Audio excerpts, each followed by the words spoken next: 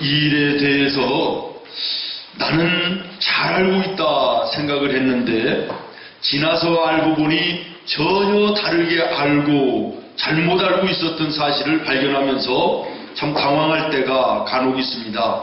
어떤 사건에 대해서 내가 정확하게 알고 있다고 자부했는데 거꾸로 알고 있었다는 사실을 나중에 발견하고서 황당했던 이런 경험들도 여러분에게도 있었을 것입니다. 이런 것들을 착각이라고 이렇게 얘기합니다.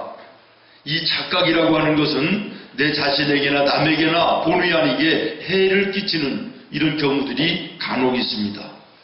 이런 측면에서 욥기 11장에 나아마 사람 소발이 친구 욥을 찾아와서 너는 알라 라고 하면서 얘기했던 이 얘기와 또 오늘 본문 25절에 가브리엘 천사가 환상 중에 다니엘을 찾아와서 그러므로 너는 깨달아라 알지니라 라고 말씀하는 이 말씀이 추수감사절을 준비하는 우리 성도들에게 중요한 의미가 있는 말씀이라고 여겨집니다. 여러분, 너는 알라, 너는 깨달아라 알지니라 라고 하는 이 말씀, 우리가 감사절을 준비하면서 마음으로 묵상하고 정말 내가 하나님 앞에 신앙의 길을 걸어가면서 정말 제대로 알고 있는 그 알물 내 생활 속에서 제대로 살아내고 있는가라고 하는 것을 다시 한번 생각하고 또 하나님께서 이 추수감사절을 우리가 준비함에 무엇을 알고 무엇을 깨달아 하나님이 기뻐하시고 영광 받으시는 이 감사절을 하나님께 드릴 수 있는가를 우리가 말씀 속에 찾아 은혜를 나눠야 될 줄로 압니다. 다음 주일이 2014년의 추수감사절입니다. 오늘 설교 제목처럼 우리가 깨달아 알아야 될 것이 무언가 다시 한번 생각하며 큰 은혜가 있기를 예수님의 이름으로 축원합니다. 시편 109편 27절에 다윗은 이것이 주의 손이 하신 일인 줄을 그들이 알게 하소서 주 여호와께서 이를 행하셨나이다. 그렇습니다. 사랑하는 성도 여러분, 오늘 우리가 첫 번째로 생각할 것은 지난 1년 모든 일이 주의 손이 행하신 줄을 알아야 하겠습니다. 사람이 빠지기 쉬운 착각 가운데 하나가 모든 것을 내가 했다라고 하는 생각입니다. 사업도 내가 했고 돈도 내가 벌었고 건강도 내가 운동을 해서 내가 챙겼고 오늘 이마만큼 내가 사는 것도 내가 한 것이다. 이런 생각입니다. 이런 모습들은 신앙에 철없는 성도들의 모습입니다. 신앙에 철든 성도는 그렇게 한 것이 내 손이 한 것이 아니라 내가 한 것이 아니라 하나님의 손이 하셨다. 하나님이 나를 통하여 일해 주셨다. 그래서 자화자찬이 아니라 하나님께 영광 돌리는 이런 삶이 되는 것입니다. 재물만 해도 그렇습니다. 내가 기술이 있고 경험이 풍부하고 남다른 재주가 있고 수단이 있어서 내가 돈을 얻었다, 재물을 얻었다 생각할 수도 있습니다. 그러나 하나님께서 생명을 주시지 않으면, 건강을 주시지 않으면 우리가 가지고 있는 기술이나 경험이나 재주나 수단 이런 게 무슨 의미가 있는 것입니까? 농사도 그렇습니다. 다른 농부에 비해서 뛰어난 농사에 기술이 있을 수 있습니다. 그러나 하나님께서 햇빛을 주시고 바람을 주시고 때를 따라 비와 이른 비 늦은 비를 허락해 주시지 않으면 어떻게 농사를 질 수 있는 것입니까? 사랑하는 성도 여러분, 내가가 있는 그곳에는 하나님이 없습니다. 이웃도 없습니다. 오직 나라고 하는 자기 자만과 교만이 자리 잡고 있는 것이고, 이 교만은 하나님이 가장 싫어하는 것이고, 교만은 패망과 멸망의 선봉임을 성경이 말씀하고 계신 것입니다. 지난 주일 우리는 어리석은 부자의 비유를 통하여 우리 하나님의 은혜를 나눴습니다. 풍성한 풍년을 바라보며 하나님도 없고 이웃도 없이 그저 창고를 더 많이 짓고 거기에 수많은 재물들, 곡식들을 쌓아놓고 이제는 내 자신아 내 한번 멋있게 참으로 먹고 마시고 즐겨보면서 살아보자 라고 이렇게 얘기하던 부자, 하나님이 말씀하셨습니다. 오늘 밤 너의 영혼을 내가 다시 찾으면 네가 쌓아놓은 그 창고의 곡식들과 그 금을 모아 재물들이 누구의 것이 되겠느냐? 어리석은 자라고 말씀하셨습니다. 사랑하는 여러분, 지난 1년의 모든 삶이 내가 한 거, 내 힘으로, 내 능력으로 살아온 것 같아도 하나님이 나와 여러분에게 건강을 주시고 생명을 주시고 환경과 여건을 허락하여 주셨음에 오늘 우리가 여기에 있는 것입니다. 그러므로 모든 일 하나님이 하셨습니다. 찬송하고 영광 돌림이 믿음의 철든 성도의 모습인 것입니다. 들으신 분들은 여러분 들으셨습니다마는 못 들으신 분들을 위해서 참고 한 번 더 들어주시기를 바랍니다. 산속 연못에 개구리 한 마리가 살았습니다. 그리고 날마다 물을 마시러 오는 황새들도 있어서 아주 친해졌습니다. 가뭄이 들었습니다. 여름에. 그러니까 연못에 물이 말라가기 시작하고요. 결국에는 개구리가 죽어야 돼요. 그래서 개구리가요 황새들에게 부탁을 했습니다. 얘들아, 나를 좀 살려주라. 저 밑에 동네에 그쪽에는 웅덩이에 물이 아직까지도 남아있다고 그러는데 내가 사는 이 웅덩이는 이제 말라서 내가 죽게 됐다. 그랬더니 황새들이 얘기합니다. 너 무거운데 우리가 어떻게 너희를 옮겨주냐?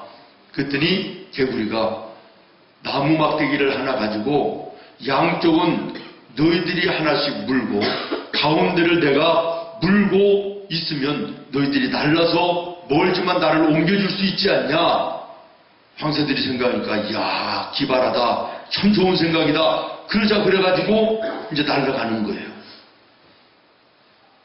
양쪽에 황새들이 물고 가운데는 개구리가 물고 날아가는 거예요. 그 모습을 산속에 있던 짐승들이 보면서 이야 대단한 아이디어다. 누구 생각이냐? 누가 그렇게 똑똑하냐? 막 이러고 감탄하니까요. 물고 가는 개구리가 내가 어떻게 됐을까 뻔히 알죠? 여지없이 떨어지는데 떨어지는 밑이 바위였다니. 내가 확인을 안 해봤어요. 바위였대. 여러분 개구리 뻗는 모습 본 적 있으십니까? 내가가 있는 그곳에는요 교만이에요. 교만은 하나님이 말씀하세요. 패망과 멸망의 시작이라고. 사랑하는 여러분, 지난 삶 속에 얼마나 사고도 많았습니까? 질병도 많았습니까? 이런저런 어려운 일들이 우리의 인생 속에 지난 1년 얼마나 많았습니까? 그러나 하나님께서 그래도 때를 따라 도우시는 은혜 속에 피할 길도 주시고 해결하는 은혜도 주시고 먹고 입음에 어려움이 없이 여기까지 인도하신 것이 내가 아니라 하나님이 하셨다. 이것이 믿음의 철든 성도들의 생각해야 됩니다. 감사가 되어야 될 줄로 믿습니다. 지난 1년 돌아보며 겸손하게 주님 앞에 마음의 무릎을 꿇고 모든 것 주의 손이 행하셨음을 감사하고 찬송하는 나와 여러분 되기를 바라요. 그 다음에 두 번째로는 시편 116편 7절 말씀인데요. 내 영혼아 내 평안함으로 돌아갈지어다. 여호와께서 너를 후대하심이로다. 다시 말하면 지난 1년 하나님께서 나를 후대하셨습니다 라고 하는 이것을 깨달아야 된다는 말이에요. 사람들이 하나님께 감사하지 못하는 가장 큰 이유 중에 하나가 뭔지 아십니까? 하나님께서 자기를 다른 사람보다 홀대한다 라고 하는 그것입니다. 그래서 감사가 없어요. 나보다 마음도 나쁘고 성격도 안 좋은 저 사람은 나보다 오히려 잘 되는데, 나보다 예배 생활도 안 되고 섬기고 봉사하는 일도 게으르고 멀리하는 사람도 잘 되는데 왜 나는, 왜 우리 가정은, 왜 우리 사업은 이렇게 안 되나? 이것 때문에, 이 비교 때문에 하나님께 감사하지 못하는 이런 일들이 참 많이 있습니다. 그래서 불평으로 나를 보내고 불만으로 우울한 하루하루를 사는 우리 성도들 많이 있지 않습니까? 사랑하는 여러분, 다윗이 여호와께서 나를 후대해 주셨다, 말 그대로 나를 후하게 대접해 주셨다 감사하며 찬송하던 이 시편 116편을 기록할 때 당시에 다윗의 형편이 어떤지 아십니까? 이스라엘의 왕으로서 굉장했던 시절 아니었습니다. 삶이 여유롭고 평안하고 안락했던 때 아니었습니다. 인생 다 살고 이제는 인생 후반에 모든 백성들이 이야 우리 다윗 왕 칭송하고 높이던 그런 때가 아니었습니다. 시편 116편 3절에 보면 사망의 줄이 나를 두르고 스올의 고통이, 지옥 같은 고통이 말이에요. 내게 이름으로 내가 환난과 슬픔을 만났을 때. 아멘 안 되십니까? 형통하고 좋은 때가 아니었다는 것입니다. 인생의 가장 절망스럽고 환난의 고통 속에 있을 때 다윗은 하나님을 향하여 하나님께서 나에게 후하게 대접해 주신 것으로 인하여 감사합니다, 찬양합니다, 영광을 돌렸다는 거예요. 이것이 다윗의 믿음인 것입니다. 이것이 하나님으로부터 다윗이 인정과 복을 받을 수 있는 비결이었음을 여러분 주목하시기를 바랍니다. 다윗은 어려운 환난 앞에 가장 고통스러운 인생길에서 기구한 인생을 자학하거나 절망하지 않았습니다. 남의 탓으로 돌리지 않았습니다. 비관하고 좌절하지도 않았습니다. 하나님이 나에게 어찌 이러실 수 있나 그러면서 원망하고 불평하지도 않았습니다. 도리어 내가 하나님 앞에 제대로 살지 못한, 하나님의 뜻대로 살지 못한 이것으로 인하여 부끄러워하고 죄스러워하면서 하나님 앞에 죽어 마땅한 내가 그래도 생명을 살려주신 것에 대해서 감사하며 지나온 삶, 하나님 나에게 후대하여 주셨다고 감사하고 찬송하고 있는 것입니다. 일개복동 출신이 전대받던 그 자리에서 이스라엘의 왕으로 세워주신 그 옛날의 모습, 하나님의 은혜였다고 감사하며 찬송하고 있는 것입니다. 여호와께서 나를 후대하셨습니다. 똑같이 신앙생활을 하는 우리 성도들 가운데도 어떤 사람은 나를 하나님께서 홀대하신다라고 생각하면서 늘 날마다 불만하고 불평하면서 사람들도 탓하면서 신앙의 길을 걸어가는 사람이 있는가 하면 나같이 불우한 것을 하나님께서 불러서 구원해 주시고 늘 은혜 가운데 인도하시고 함께하여 주신 이것이 감사해서 찬송하며 영광 돌리는 이런 성도가 있습니다. 여러분의 신앙은 어떤 모습입니까? 사랑하는 여러분, 혹시 내 가정이 다른 가정보다 부유하지 못하고 내 인생이 남의 인생처럼 순탄하지 못하다 할지라도, 그러나 설령 그렇다 할지라도 나를 남과 비교하여 비춰보는 이런 잘못됨을 범하지 않기를 바랍니다. 내 자신이 행한 일과 하나님 나에게 행하신 일을 비교하는 믿음의 지혜로운 성도들이 되기를 바랍니다. 그러면 하나님의 징벌은 내 죄보다 훨씬 더 가벼웠다는 사실을 깨닫게 되고 감사하게 되는 것입니다. 목회를 하다가 보면요, 근거도 없고 있지도 않은 말을 만들어내가지고 사람들의 마음을 시험 들게 하고 교회의 은혜스러운 덕을 깨고 교회의 질서를 헝클어뜨리는 그런 분이 간혹 있어요. 얼마나 답답하고 얼마나 속이 상한지 불러다가 혼군형을 내고 싶기도 하고, 하나님 정말 저런 사람은 저 입을 조심하도록 만들어야 되지 않겠습니까? 라고 이렇게 마음을 먹으면 하나님이 대번에 저에게 말씀하시는 게 뭐냐면, 네가 내 앞에 한 일을 생각하면 너는 10번, 20번 죽어도 마땅한 죄인이다. 이렇게 말씀하세요. 그래서 화를 낼 수가 없어요. 그 영혼이 불쌍해서 기도하게 되는 거죠. 그렇습니다. 오늘 우리가 하나님 앞에 하나님의 뜻대로 살지 못하고 범죄하고 딴 길로 갔던 이런 것들을 생각해 보면 우리 10번 죽어도 부족한 우리의 모습 아닙니까?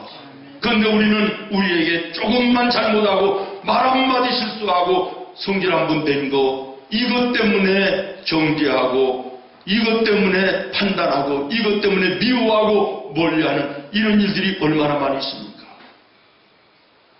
사랑하는 성도 여러분, 하나님 앞에 나의 삶을 조용히 돌이켜보십시오.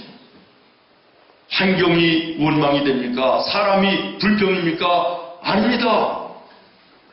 내가 하나님 앞에는 10번, 100번 죽어 마땅한 죄인인데 우리가 우리 앞에 조금 문제되는 사람 우리가 어찌 미워하고 멀리하고 정죄할 수 있습니까?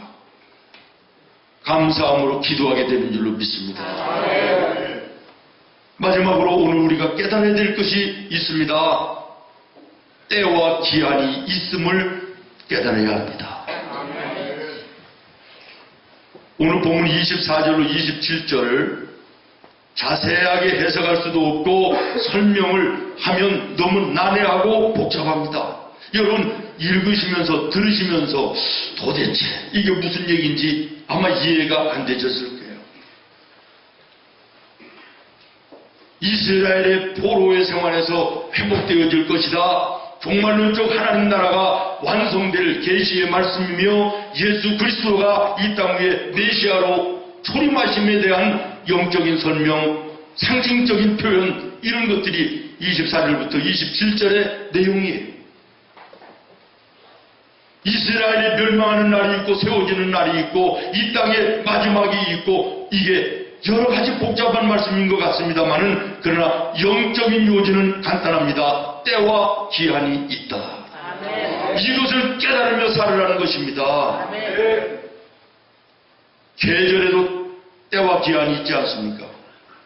우리 인생에도 때와 기한이 있습니다. 우리 신앙생활에도 때와 기한이 있는 것입니다. 겨울이 이제 내일 모레입니다. 눈이 오고 얼음이 올 것입니다. 때와 기한을 분별하지 못해서 월동 준비를 하지 못하면 겨울에 말할 수 없는 고통을 당하는 거 당연한 것입니다.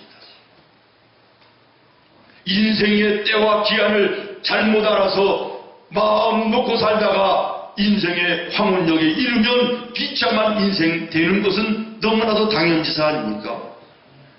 신앙에도 마찬가지입니다. 예배할 수 있는 환경과 여건, 시간, 물질, 주님을 위하여 살 수 있는 이 모든 것들이 하나님께 주어졌을 때 우리가 후회 없이 잘 주님 앞에 충성된 일꾼으로 서야 될 것인데 내게 주어진 시간, 물질, 건강 이런 것들 하나님 앞에 드려야 될 시간들 허송하면 인생의 어두운 날이 오면 그때는 후회해도 의미가 없는 것이 되는 거 아니겠습니까?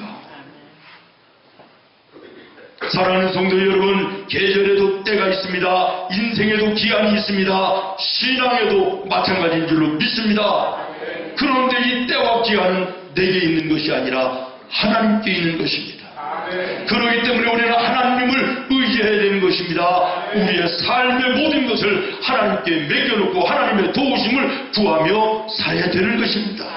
이게 지혜로운 인생입니다. 이것이 때와 기한을 분별하는 영적 분별력이고 이것이 영적인 철든 성도의 모습인 것입니다.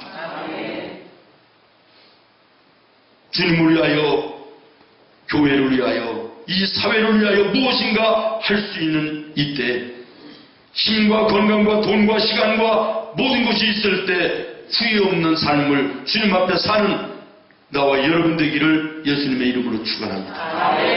죽을 병에 걸려가지고 병원 시트에 누워서 내가 지금 돌아보니 내 가족들에게 너무나도 소홀했었다. 내가 이제는 죽을 병에 걸려 누워 있는데 내가 건강했을 때, 시간과 물질이 있을 때 하나님을 위해서 이루어놓고 심어놓은 거, 섬기고 봉사하는 거 하나도 없으니 내가 하나님 앞에 부끄럽다. 백날 생각하고 돌이켜봐야 무슨 의미 있는 것입니까? 사랑하는 성도 여러분, 때와 기한이 있음을 기억하십시오. 불현듯 찾아오는 내 인생의 마지막 때도 우리가 믿음 안에서, 말씀 안에서 생각하며 준비하는 이것이 믿음의 지혜요, 믿음의 철든 성도의 모습인 것입니다.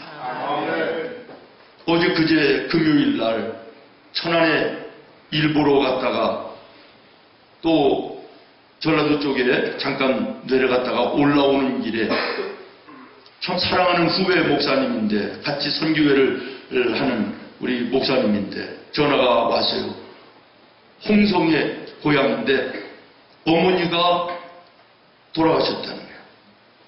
새벽 예배 마치고 돌아오셔서 아침에 요양사가 출근하는 그 전에 돌아가셨다는 거예요. 그러니까 고작 3시간 정도밖에 차이가 안 나는 시간인데 돌아가셨다는 거예요. 그래서 이제 부랴부랴 돌려서 홍성의 장례식장에 갔더니 그 교회 목사님과 이제 성도들이 한 10명 오셔서 임종 예배를 장례식장에서 드리더라고요. 그래서 우리도 함께 참석을 했는데 대표 기도하시는 장로님이 믿겨지지 않습니다. 하나님, 오늘 새벽까지도 우리 함께 예배하던 권사님이신데 오늘 지금 이 시간 우리 임종 예배를 드린다니 믿겨지지 않으신다는 거예요.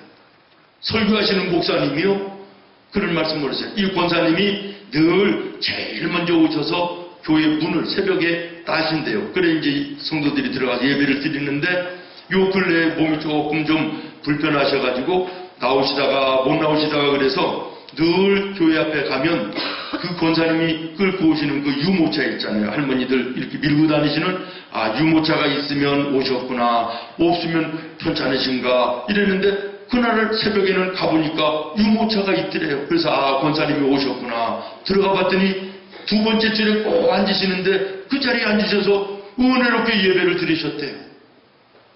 조금 전에 그랬는데 몇 시간 만에 돌아가셨다. 여러분, 우리 인생이 그렇지 않습니까? 조금 전까지만 건강한 것 같아도 잠시 후의 일을 모르는 것이 우리 인생의 시기와 때 우리에게 있는 것이 아닙니다. 하나님께 있는 것이에요. 그런 우리에게 건강이 있고 내가 주님을 위하여 섬기며 헌신하고 봉사할 수 있을 때 후회 없이 주님 앞에 살아야 될 줄로 믿습니다. 다음 주일이 추수감사주일입니다. 우리가 어떻게 이 추수감사절을 마음으로 우리의 삶 속에 준비하며 나아갈 것인가를 오늘 말씀 속에 깨닫는 은혜가 있기를 예수님의 이름으로 축원합니다. 반드시 깨달아야 될 것이 주의 손이 모든 일을 하셨습니다. 그 다음에는 하나님께서 나에게 후하게 대접해 주셨습니다. 때와 기한이 있음을 깨닫습니다. 후회 없는 삶을 주님 앞에 살게 하여 주시옵소서. 나와 여러분의 기도가 되기를, 그리고 이 한 주간에 나와 여러분의 생활이 되기를 예수님의 이름으로 축원합니다. 기도하겠습니다. 하나님,